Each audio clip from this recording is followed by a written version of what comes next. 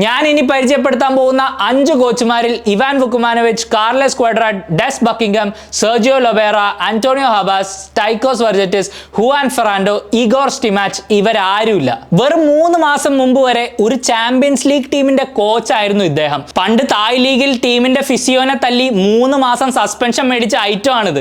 അതുകൊണ്ട് ഇയാൾ വന്നു കഴിഞ്ഞാൽ ഇവിടെ ചിലപ്പോൾ എന്തെങ്കിലുമൊക്കെ നടക്കും. Here we go again guys. Kerala Blasters അങ്ങനെ പുതിയൊരു മാനേജറിനെ അന്വേഷിച്ചുകൊണ്ടിരിക്കുകയാണ്. 2021 തൊട്ട് 2024 വരെ ഇതിനെയൊക്കെ കുറിച്ച് നമ്മൾ ആരും ആലോചിച്ച് ഒരു ടെൻഷനും അടിച്ചിട്ടില്ല. കാരണം ആ കാലത്ത് ഈ നാടിന്റെ കിരീടം വെക്കാത്ത രാജാവ് ഇവാൻ വുക്കുമാനോവിച്ച് ആയിരുന്നു. ഇവാന്റെ പടിയിറക്കത്തിന് ശേഷം ഇനി ആര് തന്നെ വന്നാലും ഈ സീസൺ ഒരു ട്രാൻസിഷണൽ സീസൺ ആയിരിക്കും എന്ന് നമുക്ക് എല്ലാവർക്കും ഉറപ്പായിരുന്നു. അതിന് കാരണം ഈ പുതിയ കോച്ചിന് നല്ലോണം പെർഫോം ചെയ്യാൻ വേണ്ടിയുള്ള ഒരു റിസോഴ്സും നമ്മുടെ മാനേജ്മെന്റ് നൽകിയിട്ടില്ല. മിക്കായൽ സ്റ്റാറെ കോച്ചായി എത്തുന്നതിന് മുമ്പ് കേരള ബ്ലാസ്റ്റേഴ്സിൽ നേരിടാൻ പോകുന്ന 5 ചാലഞ്ചസിനെ കുറിച്ച് സീസൺ തുടങ്ങുന്നതിന് മുമ്പ് ഞാൻ ഒരു വീഡിയോ ചെയ്തിരുന്നു.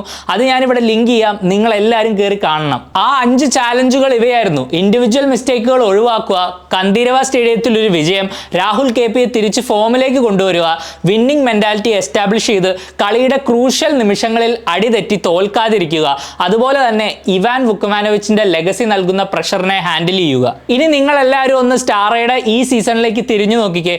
ഈ 5 കാര്യങ്ങളിൽ ഒന്നും അദ്ദേഹത്തിന് പരിഹരിക്കാനായില്ല.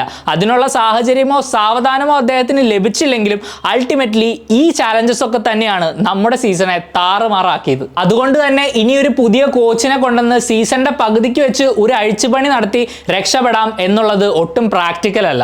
ആരെ കൊണ്ടുവന്നാലും ഈ സീസൺ കൊണ്ട് മാത്രം ജഡ്ജ് ചെയ്യരുത്. ജനുവരിയിലും സമ്മർ ട്രാൻസ്ഫർ വിൻഡോയിലും ഈ കോച്ചിനെ നല്ലോണം സപ്പോർട്ട് ചെയ്ത് സമയം കൊടുത്ത് ഒരു പ്രോജക്റ്റ് ബിൽഡ് ചെയ്യണം. അതാണ് ഇനി വേണ്ടത്. ഇതിനോടകം തന്നെ ഒരുപാട് റൂമറുകൾ പ്രചരിച്ചു കഴിഞ്ഞു. ഇവാൻ തിരിച്ചു വരുന്നു, അതുപോലെ തന്നെ ISL എക്സ്പീരിയൻസ് ഉള്ള Des Buckingham, Sergio Lobera, Antonio Habas, Stykos Vergetis, Juan Ferrando എന്നീ കോച്ചുകളെയും ചേർത്ത് വാർത്തകൾ വന്നിട്ടുണ്ട്. ഇവാൻ ഇനി തിരിച്ചു വരില്ല എന്ന് തന്നെയാണ് ഞാൻ ഉറച്ചു വിശ്വസിക്കുന്നത്. ആ ഒരു സാക്കിങ്ങിന്റെ പിന്നിൽ നമ്മൾക്കറിയാത്ത എന്തോ ഒരു കാരണമുണ്ട്. അതുകൊണ്ട് തന്നെ ആ മോഹം നിങ്ങൾ മറന്നേക്ക്. ഡെസ് ബക്കിംഗ്ഹാം ഒരു ഡീസന്റ് ഓപ്ഷൻ ആണ്, പക്ഷെ മാർക്കസ് മെർഗുലാവോ തന്നെ ആ ഒരു റൂമർ ഇതിനോടകം തള്ളി കളഞ്ഞു കഴിഞ്ഞു. ഒരു പ്രോജക്റ്റ് ബിൽഡ് ചെയ്യാൻ ആപ്റ്റ് ആയ കോച്ചാണ് ലൊബേറ. പക്ഷെ പ്രശ്നം എന്താണെന്ന് വെച്ചാൽ ഇപ്പോൾ അദ്ദേഹം അങ്ങനെ ഒരു പ്രോജക്റ്റിന്റെ നടുവിലാണ്. അതുകൊണ്ട് തന്നെ ഒഡീഷയെ വിട്ടിട്ട് പുള്ളി ഈ സീസൺ ഇങ്ങോട്ട് വരാൻ ഒരു ചാൻസും ഇല്ല. ആന്റോണിയോ ഹബാസിനെ ഒരു ഇന്ററിം കോച്ചായിട്ട് കൊണ്ടുവന്നാൽ അയാൾ കുറച്ച് റിസൾട്ട് ഒക്കെ നമുക്ക് തരും. പക്ഷെ ലോങ് ടേമിൽ അതൊരു സൊല്യൂഷനേ അല്ല. പുള്ളിയുടെ സ്വഭാവം വെച്ച് ഈ മാനേജ്മെന്റ് ആയിട്ട് എന്തായാലും ഒത്തുപോകാനും പോകുന്നില്ല. പിന്നെ പുള്ളിയുടെ ഇപ്പോഴത്തെ നമ്പർ 1 പ്രയോറിറ്റി ഇന്റർ കാശിയെ I ലീഗ് ജയിപ്പിച്ച് ISL എത്തിക്കുക എന്നുള്ളത് തന്നെയാണ്. സ്റ്റൈക്കോസ് ഓൾറെഡി ഏതോ ഒരു ISL ക്ലബിന്റെ ഓഫർ റിജക്ട് ചെയ്തു എന്ന് ഞാൻ വായിച്ചിരുന്നു. പുള്ളിക്ക് മിഡ് സീസണിൽ ഒരു ടീമിനെ ടേക്ക് ഓവർ ചെയ്യാൻ താല്പര്യമില്ലത്രേ. ഇതെങ്ങാനും കേരള ബ്ലാസ്റ്റേഴ്സ് ആണെങ്കിൽ വളരെ നല്ല തീരുമാനം. ഞാൻ അങ്ങനെ പറയാൻ കാരണം എന്താണെന്ന് വെച്ചാൽ ഈ കേരള ബ്ലാസ്റ്റേഴ്സിന്റെ കോച്ച് എന്ന ജോലി ഒരു പോയിസൺഡ് ചാലിസ് ആണ്. ഈ ജോലിയെ എന്തുകൊണ്ടാണ് ഞാൻ ഇങ്ങനെ വിശേഷിപ്പിച്ചതെന്ന് കുറച്ച് ക്ലിയർ ആയിട്ട് പറയാം. ഇങ്ങനെ ഒരു ഓഫർ നമ്മുടെ കയ്യിലേക്ക് വരുമ്പോൾ അതിൽ ഒരുപാട് പോസിറ്റീവുകളുണ്ട്. ഇത്രയും വലിയ ഫാൻസിന്റെ മുമ്പിൽ കളിക്കാൻ പറ്റുക, അതുപോലെ തന്നെ ഈ ക്ലബിന്റെ ഹിസ്റ്ററിയിൽ തന്നെ ആരും അച്ചീവ് ചെയ്യാത്തൊരു കാര്യം കൊണ്ടുവന്ന് അച്ചീവ് ചെയ്യുക. പക്ഷെ പണി തുടങ്ങുമ്പോഴല്ലേ മനസ്സിലാവുന്നത് ഇത് പണിയെടുക്കണവന്റെ നടുവൊടിയണ പരിപാടിയാണെന്ന്. അതാണ് യാഥാർത്ഥ്യം. ഇത്രയൊക്കെ പ്രശ്നങ്ങളുള്ള ഈ ക്ലബിലേക്ക് ഇനി ആര്? അതാണ് ഈ വീഡിയോയുടെ ഉദ്ദേശം. ഞാൻ ഇനി പരിചയപ്പെടുത്താൻ പോകുന്ന 5 കോച്ചുമാരിൽ Ivan Vukomanovic, Carles Cuadrat, Des Buckingham, Sergio Lobera, Antonio Habas, Stykos Vergetis, Juan Ferrando, Igor Stimac ഇവരാരുമില്ല. ഇവർ ആരുമല്ലാത്ത, ഇപ്പോ ഒരു ക്ലബിന്റെയും ഭാഗമല്ലാത്ത 5 യൂറോപ്യൻ കോച്ചസ്, അവരാണ് ഇവർ. പിന്നെ ഒരു കാര്യം എടുത്തു പറഞ്ഞേ പറ്റുള്ളൂ. എന്റെ ഉദ്ദേശം നമുക്കിപ്പോൾ അവൈലബിൾ ആയിട്ട് നമ്മുടെ ക്ലബിന് സൂട്ട് ആവാൻ ചാൻസ് ഉള്ള 5 ടോപ്പ് ഓപ്ഷൻസിനെ നിങ്ങളെ പരിചയപ്പെടുത്തുക എന്നുള്ളതാണ്. ഇവരെ സൈൻ ചെയ്യാൻ ക്ലബ് എന്തെങ്കിലും താല്പര്യം കാണിച്ചിട്ടുണ്ടോ അല്ലെങ്കിൽ നീക്കങ്ങൾ നടത്തുന്നുണ്ടോ എന്നൊന്നും എനിക്കറിയില്ല. എന്നാൽ അതേ പിടിച്ചോ, സ്റ്റാറെ റിപ്ലേസ് ചെയ്യാൻ നമുക്ക് അപ്പോയിന്റ് ചെയ്യാവുന്ന 5ാമത്തെ ഓപ്ഷൻ റൂയി ഫാറിയ. ഈ ലിസ്റ്റിൽ നിങ്ങൾക്ക് എല്ലാവർക്കും കണ്ട് നല്ല പരിചയം ഉണ്ടാവാൻ സാധ്യതയുള്ള 2 പേരിൽ ഒരാളാണ് റൂയി ഫാറിയ. ഇപ്പോഴും മനസ്സിലായില്ലെങ്കിൽ ഈ ഫോട്ടോ ഒന്ന് നോക്കിക്കേ.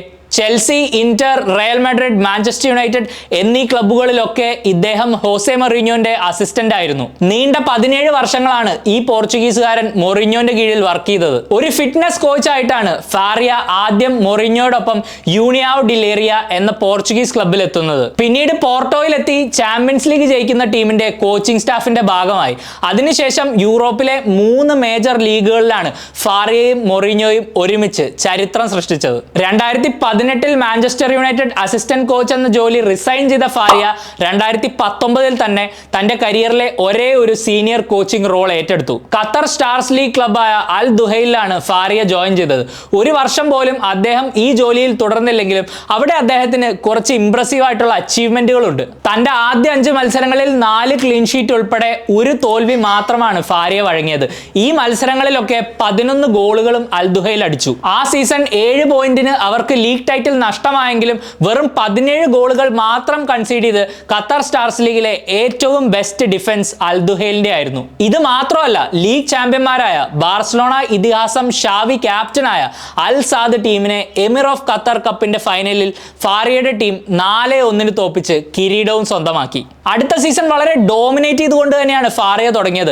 ഓഗസ്റ്റ് മുതൽ ജനുവരി വരെയുള്ള കാലയളവിൽ ഒരു ലീഗ് മത്സരം പോലും തോക്കാതെയാണ് അൽ ദുഹൈൽ കുതിച്ചു പാഞ്ഞത്. പക്ഷേ ജനുവരിയിൽ ഖത്തർ കപ്പ് ഫൈനലിൽ 4-0 അൽ സാദിനോട് തോറ്റ ഫാരിയ രാജിവെച്ചു. ആ സീസൺ പിന്നീട് ഇപ്പോഴത്തെ മൊറോക്കോ കോച്ചായ വാലിദ് റെഗ്രഗുയി ഫാരിയ നൽകിയ തുടക്കത്തെ ഏറ്റെടുത്ത് അൽ ദുഹൈലിനെ ലീഗ് ടൈറ്റിലേക്ക് നയിച്ചിരുന്നു. 2020 ശേഷം വേറൊരു ക്ലബിലും വർക്ക് ചെയ്യാത്ത ഫാരിയ 31 മത്സരങ്ങളിൽ 17 ജയങ്ങളും 9 ഡ്രോയും വെറും 5 തോൽവിയുമാണ് ഖത്തറി ക്ലബായ അൽ ദുഹൈലിൽ വഴങ്ങിയത്. വെറും 44 വയസ്സ് മാത്രം പ്രായമുള്ള ഈ ഒരു കോച്ച് കേരള ബ്ലാസ്റ്റേഴ്സിന് തീർച്ചയായും ഒരു മികച്ച അപ്പോയിന്റ്മെന്റ് ആയിരിക്കും.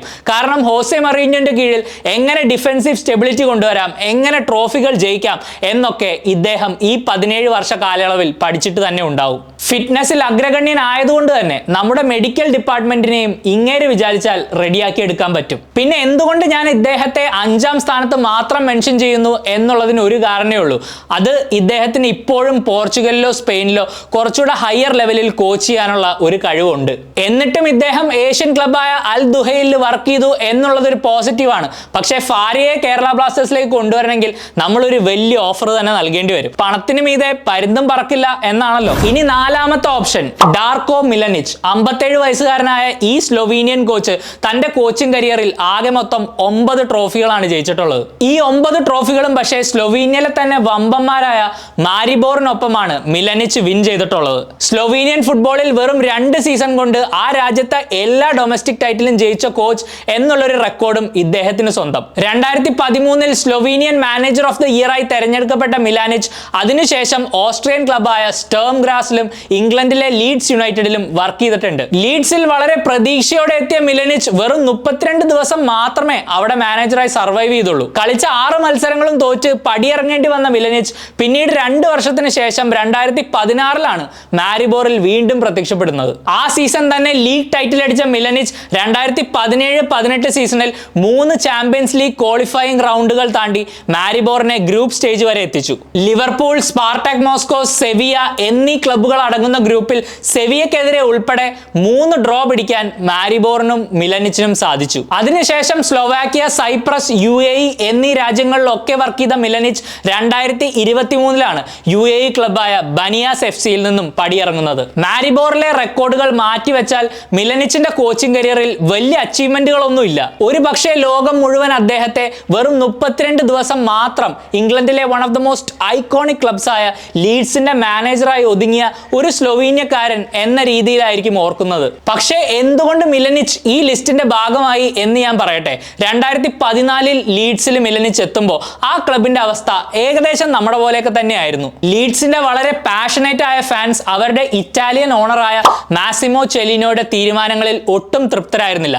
ചെലീനോ ക്ലബിന്റെ ഓണറായിരുന്ന 3 വർഷത്തിൽ 6 മാനേജർമാരും 3 സസ്പെൻഷനുമാണ് പുള്ളി മേടിച്ചു കൂട്ടിയത്. ഇതിൽ മിലനിച്ച് വന്ന സീസണിൽ ക്ലബിന്റെ ഒരുപാട് സ്റ്റാഫിനെ പിരിച്ചുവിടുകയും പ്ലെയേഴ്സ് സ്വന്തമായി ലഞ്ച് വീട്ടിൽ നിന്ന് പാക്ക് ചെയ്ത് കൊണ്ടുവരിക, അവരവരുടെ ട്രെയിനിങ് വസ്ത്രങ്ങൾ അവരവർ തന്നെ വാഷ് ചെയ്യുക എന്നീ അവസ്ഥയിൽ വരെ എത്തി.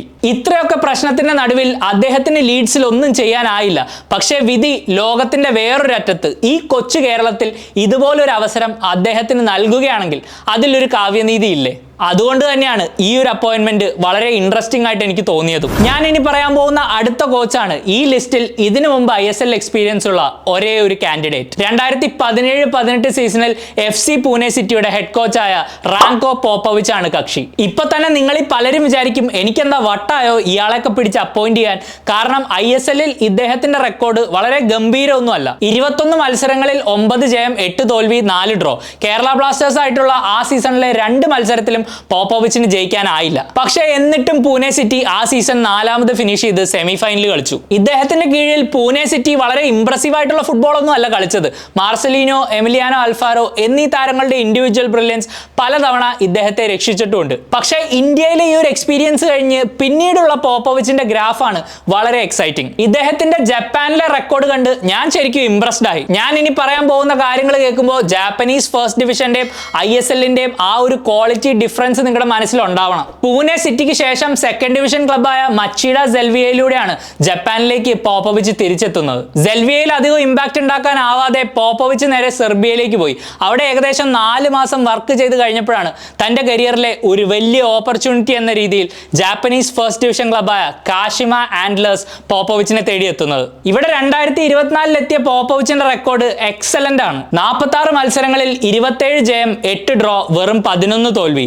ലീഗ് ടേബിളിൽ 4ാം സ്ഥാനത്തായിട്ടും അവസാന മത്സരം 4-0 ജയിച്ചിട്ടും പോപ്പോവിച്ചിന് പക്ഷേ ഈ ജോലി നഷ്ടമായി. ജാപ്പനീസ് ഫസ്റ്റ് ഡിവിഷൻ ലീഗിൽ almost 2 points per every match average ഉള്ള ഈ കോച്ച് തീർച്ചയായിട്ടും ഒരു നല്ല അപ്പോയിന്റ്മെന്റ് ആണ്. ഇന്ത്യയിലും ഏഷ്യയിലും ഇതിനു മുമ്പ് വർക്ക് ചെയ്ത എക്സ്പീരിയൻസ് ഉള്ളത് കൊണ്ട് തന്നെ ഈ ലിസ്റ്റിലെ ബാക്കിയുള്ള കോച്ചിനെ വെച്ച് കമ്പയർ ചെയ്യുമ്പോൾ ഈ സിറ്റുവേഷൻ ഹാൻഡിൽ ചെയ്യാൻ പോപ്പോവിച്ചിന് ചെറിയൊരു അഡ്വാൻറ്റേജും ഉണ്ട്. പണ്ട് തായ് ലീഗിൽ ടീമിന്റെ ഫിസിയോനെ തല്ലി 3 മാസം സസ്പെൻഷൻ മേടിച്ച ഐറ്റം ആണിത്.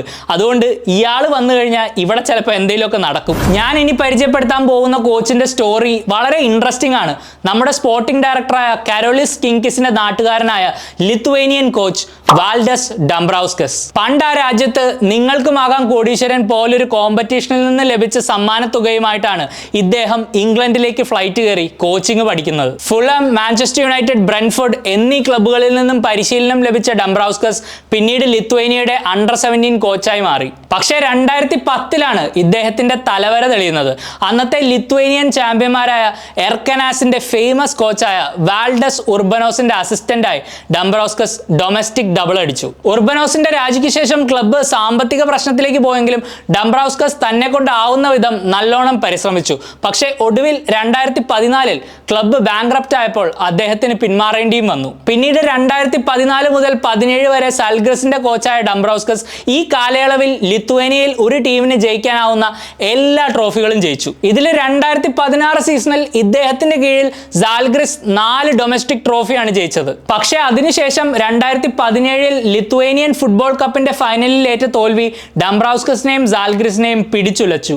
ആ തോൽവിക്ക് ശേഷം ലീഗിൽ ഒരു മത്സരം പോലും ജയിക്കാനാവാതെ ആ സീസൺ സാൽഗ്രിസിന് ലീഗ് ടൈറ്റിൽ നഷ്ടമായി. ഈ കാരണത്താൽ ഡംബ്രൗസ്കസ് പടിയിറങ്ങി. പിന്നീട് ലാറ്റ്വിയ, ബൾഗേറിയ, ക്രൊയേഷ്യ എന്നീ രാജ്യങ്ങളിലെല്ലാം കപ്പടിച്ച ഡംബ്രൗസ്കസ് ഗ്രീസിലും സൈപ്രസിലും വർക്ക് ചെയ്തിട്ടുണ്ട്. ഗ്രീസിൽ നമ്മുടെ ഹേസുസ് ഹിമനേസിന്റെ പഴയ ക്ലബ്ബായ OFI ക്രെറ്റയിലാണ് ഡംബ്രൗസ്കസ് വർക്ക് ചെയ്തിട്ടുള്ളത്.